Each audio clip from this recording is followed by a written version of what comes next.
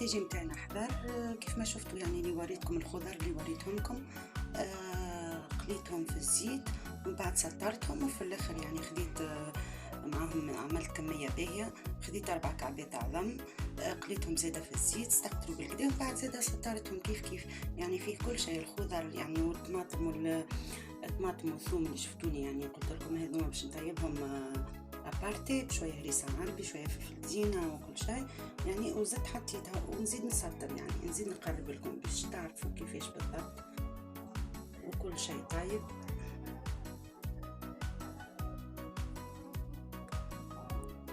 ما ناقص من الفوق تواكي رشه بصل اللي يحبه، مش اوبليغاتوريو يعني على الناس باش يعملوه، اللي يحب رشه بصل من الفوق ورشه معدنوس، ويا سلام كله صحة وبالشفاء. يعني في هذا الكل اللي عملناه راهي افكار، يعني افكار ناخذوا فيها من بعضنا نعاونوا بعضنا. وفكرة اليوم يعني كفتاجي مع الشوربة مع الخبيزات اللي عملناهم تو نشوفوهم زاده كيفاش، وهذا هو الكفتاجي بتاعنا، ان شاء الله يعجبكم.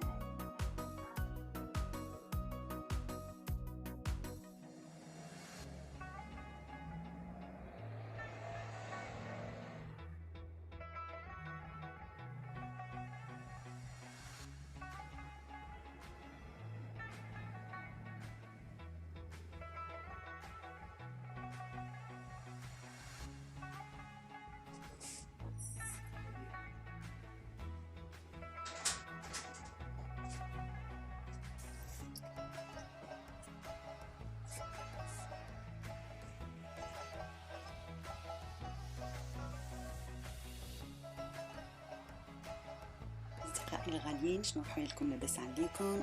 كيف العادة إن شاء الله تكونوا لاباس يا ربي وفرحانين وأموركم لاباس. المفيد فما برشا ناس لاموا عليا ونطلب منهم السماح. بالحق أنا عندي فيديو تعدى عنده نهارين متاع الملفوف متاع الملفوف. أنا يعني كيف عملت الفيديو عملته يعني خاص بالملفوف متاع الكرنب، ما عملتوش خاص بالعجينة. يعني أنا كيف عملت خبز متاع مقلة ما شاركتكمش المقادير، ولكن يعني أنا ديما نقول لكم راني نشارك معاكم أكلة واحدة، والأكلة الثانية ممكن نجرب فيها نسرع فيها، يعني باش نوريكم شنو اللي عملت في النهار هذاك، ولكن ديما نعتمد على أكلة واحدة. المفيد برشا قالوا لي ميسة كيف عملت خبز المقلة، ما قلناش على المقادير متاع العجينة وكل. والله صدقوني اي عجينة متاع خبز تعملوها بنفس الطريقة، ما فيهاش حاجة زايدة ولا ناقصة. يعني تعرفوا العجينة تتعمل عادية، اذا كان متاع خبز تحطوا فيها الخميرة يعني عادية. به معليناش بالحق، يعني انا نورمالمون راني وريت لكم بالحق في العجينة هذيك أنا ضفت حاجة اللي في الوقت الحاضر يعني على اليوتيوب ما حتى واحد ما شفته عملها.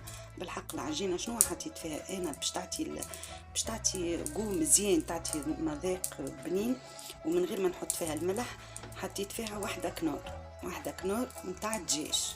بالحق في الأول حطيت فيها الباستية متاع الكنور، حطيتها يعني فتفتها وماهيش كامله، يعني نقصت منها تعود نملح العجينه، يعني حطيت الكنور في وسطها ومن بعد حليت العجينه، وما شاء الله شفتوها كيفاش جات ما شاء الله، والخبز كيفاش جانا وجا فيه يعني بنه حد ما ينجم يحصل لك البنه اللي فيه هي شنو. على كل سامحوني على هذيك. وحاجه اخرى زاده لاموا عليا اللي ديما في الفيديوهات نتاعي نقول البنات على السلامه البنات. انا يعني هذاك قسطون بريك، يعني ما نقصدش كان البنات بركه يتفرجوا فيا ولا لا يعني هذاك تعودت بالكلمه، اما نعرف يعني سامحوني البنات والنساء والرجال والشباب زاده، فما شباب يعيشوا وحدهم يدخلوا كيف يحبوا يطيبوا حاجه ويشتروا حاجه يدخلوا الفيديوهات تاعنا هكا تاع ترتيب ويتفرجوا ويتبعوا كل شيء.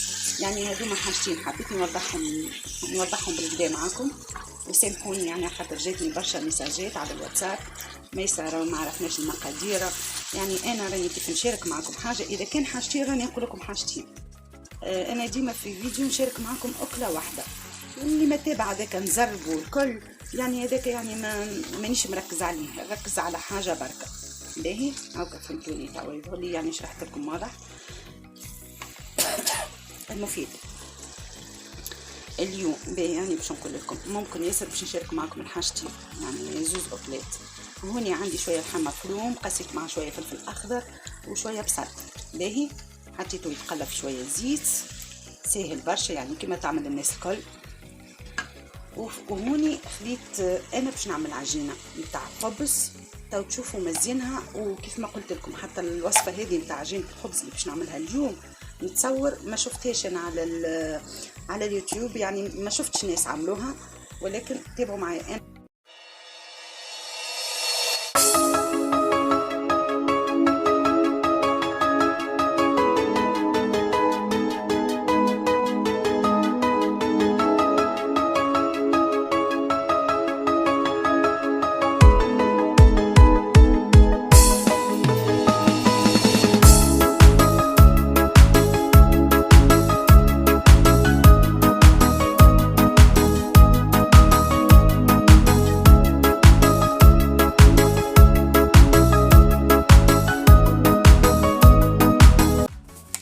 تشوفوا معايا العجينه باهي ما تختلفش برشا عن اللي فاتت، وانا باش نعاودها لكم بالكنور ايوا يعني كيف باهي.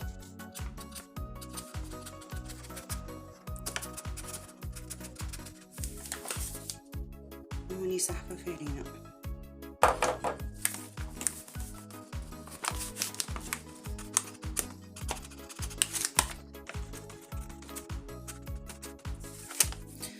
هذه الثانيه.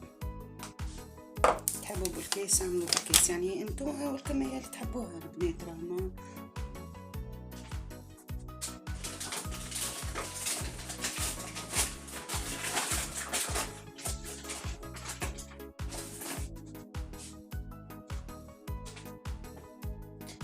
وهذه صحفة سميد الارض بالطبيعة، صحفة ممسوحة يعني ما هي شكل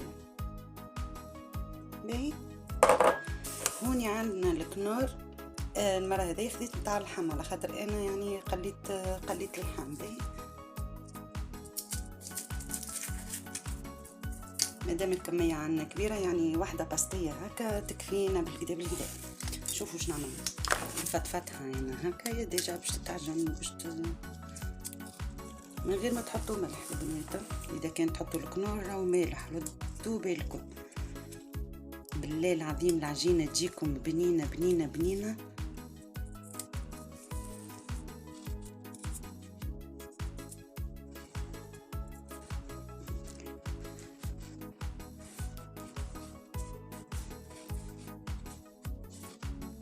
واحدة تكفي بالنسبة للكمية متاع زوز الصحفة عندي صغيرونة راهي هذه متاع الشوربة العادية.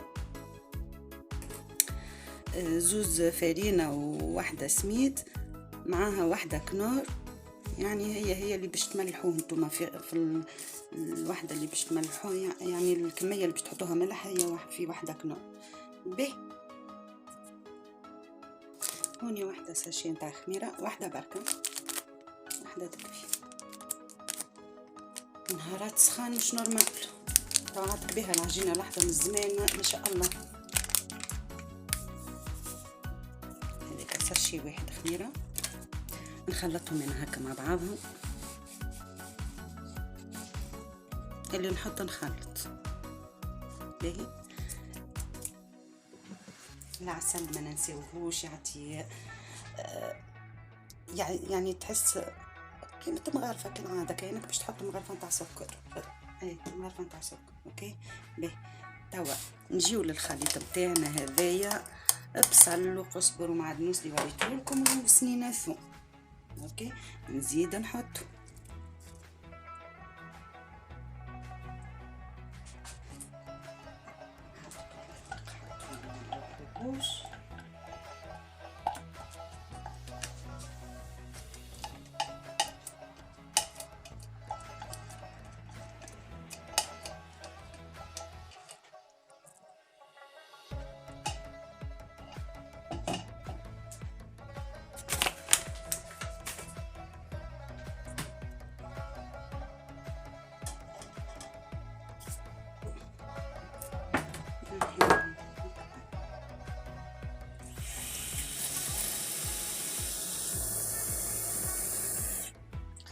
تاخذوا ماء من السبالة عادي، عادي.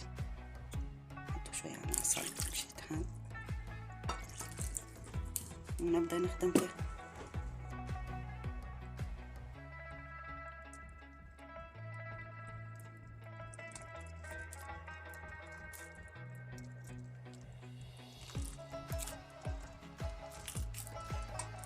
جربوها البنات بالله العظيم، تعرف العجينه خرجت ريحه فاوحه، وتعرفوا اللي بصل والثوم يفوح. يعني كيف تاكلوا من بعد هذا الخبز اللي باش نعمله بنين، يعني وحده بنين، وحده تاكلوا وحده بنين، من غير ما يعني باش تعدي بيه حاجه، ولا هو في روحه بنين يتاكل هكاكا وحده. خبز مفوح بالبصل والثوم والقزبر والمعدنوس، ما شاء الله. يعني شنو تستناو؟ بنين.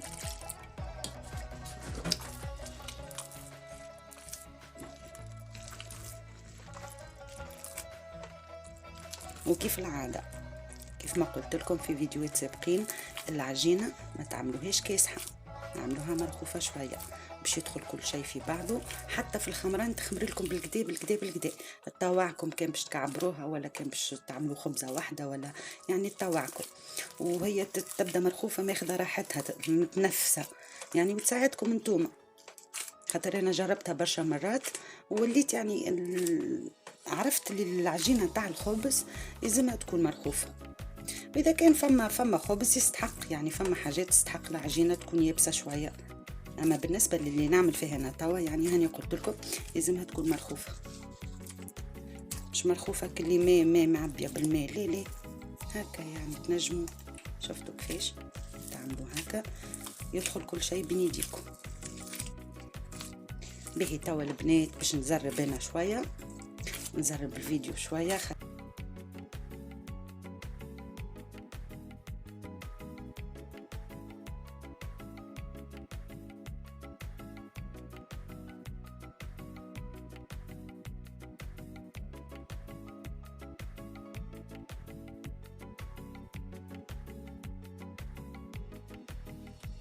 العجينه قاعده تخمر لنا في راحتها، مانيش مزروبه. حضرت باش نقول لكم يعني شنو اللي باش نعمل، خاطر هذا الكل بالقليل. هوني عندي خديت 4 قرينات فلفل كبار، هوني تعرفوا يعني فما كان الفلفل هذا الخشين ملحته شويه خاطر كيف تقليه وهو مملح بنا خاصه الحسيب.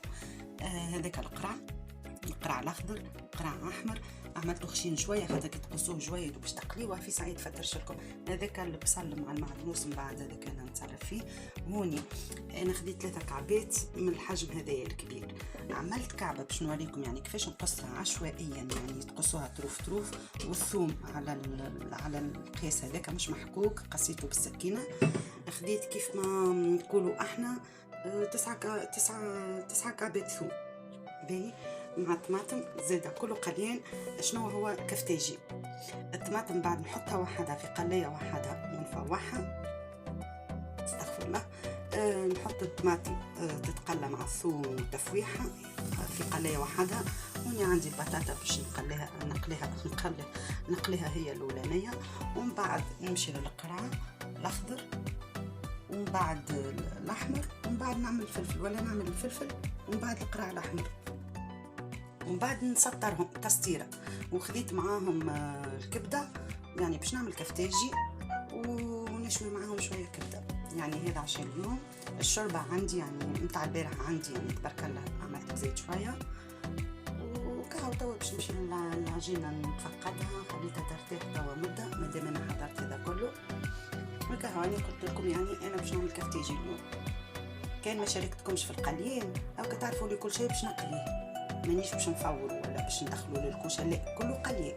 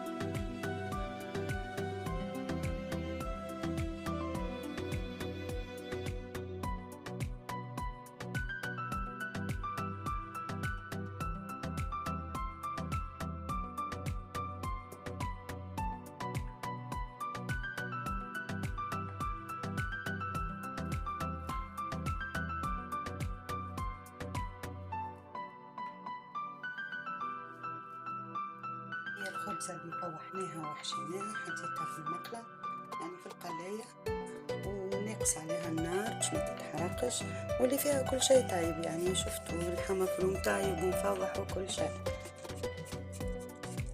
هكا نحاول نستويلها هاك الحرف نتاعها باش تجينا خبيزة مدورة ان شاء الله كان جات،